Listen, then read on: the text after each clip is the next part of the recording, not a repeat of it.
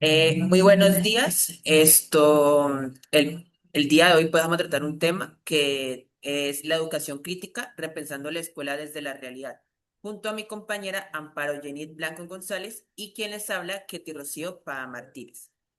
Bueno, este podcast hace parte de la actividad número 2 del curso de Pedagogía Crítica y de Coloniales, cuyo propósito es reflexionar sobre cómo la educación puede transformarse a partir de la comprensión de la historia, el contexto y las prácticas pedagógicas actuales. En los próximos minutos compartiré algunas ideas junto a mi compañera sobre la pedagogía crítica, sus fundamentos teóricos y su importancia para construir una educación más humana, participativa y emancipadora. Bueno, compañera, para empezar, para usted, ¿cuál sería pues el contexto histórico de todo este tema? Bueno, buenos días. Em, Vamos a trabajar este tema tan importante y tan bonito y se debe comenzar por el principio y el principio es tener en cuenta el contexto histórico. Cuando pienso en la historia de la educación en Iberoamérica, entiendo que ha sido un proceso lleno de desafíos. Según Oshbach, 2004, los sistemas educativos en nuestra región se desarrollaron bajo una fuerte influencia europea, lo que implicó modelos de enseñanza centrados en autoridad, la disciplina y la homogenización cultural. Durante mucho tiempo la educación se concibió como un modelo para reproducir estructuras sociales y mantener el orden establecido, más que como un espacio para promover la libertad y el pensamiento crítico.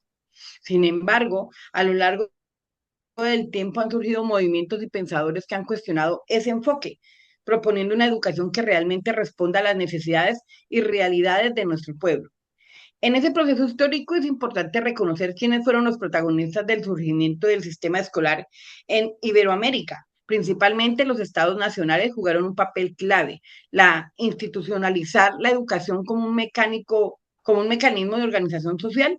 A su vez, la iglesia tuvo una influencia determinante en los contenidos, los valores y las formas de enseñanza, especialmente en los primeros momentos históricos. Eh, ta- Pero, pero, compañera, la participación de las élites, eh, ¿cómo fue ahí? Bueno, pues también toca mencionar un poco que también influyeron muchísimo las élites económicas y también las políticas, los cuales pues promovieron un modelo educativo orientado a mantener el orden social y también a reproducir sus privilegios. Esto, en contraste, los maestros y algunos movimientos sociales pues comenzaron a cuestionarse todas estas estructuras. Entonces proponieron una educación pues que sea más inclusiva y también más crítica. Pues como tal, esto nos muestra que la educación no ha sido neutral, sino que pues ha respondido a diferentes tipos de intereses políticos, culturales y económicos que son específicos. Em, Claro, en base pues a todo esto, compañera, para usted pues ya, ¿qué sería como los fundamentos de la teoría crítica y la pedagogía crítica? teniendo en cuenta todo eso, existen unos fundamentos. Y la teoría crítica, impulsada por la Escuela de Frankfurt, marcó un punto de inflexión en la forma de comprender la sociedad y la educación. Autores como Horkheimer, Adorno y Habermas plantearon que el conocimiento no puede separarse de la realidad social, ni el pensamiento desligarse de la acción transformadora.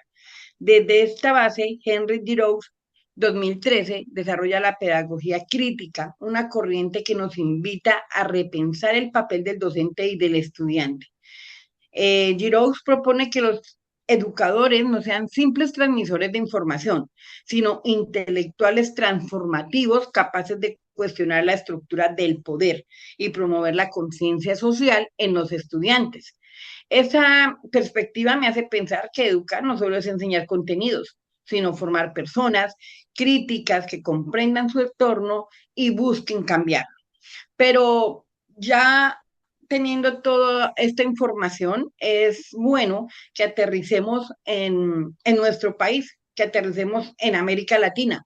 Y la pedagogía crítica en América Latina y en Colombia tiene un sentido profundo y social. ¿Cuál sería?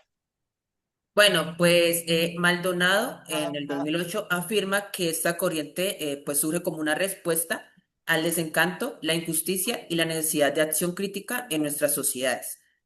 También dice que pues la educación se entiende entonces como un proceso liberador que pues se debe partir del diálogo, la reflexión y la participación activa.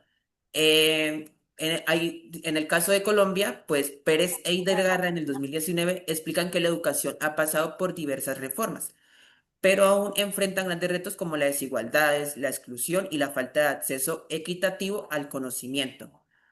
Frente a todas esas dificultades, esto también han surgido pues importantes mecanismos de resistencia en Colombia, comunidades indígenas y afrodescendientes, por ejemplo, los cuales pues han defendido modelos educativos propios que valoran sus saberes ancestrales y su identidad cultural.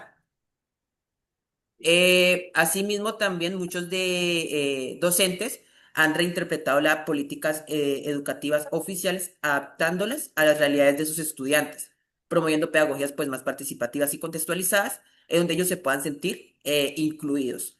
Los estudiantes también han sido actores de resistencia a través de movimientos sociales y expresiones críticas que cuestionan las desigualdades del sistema educativo.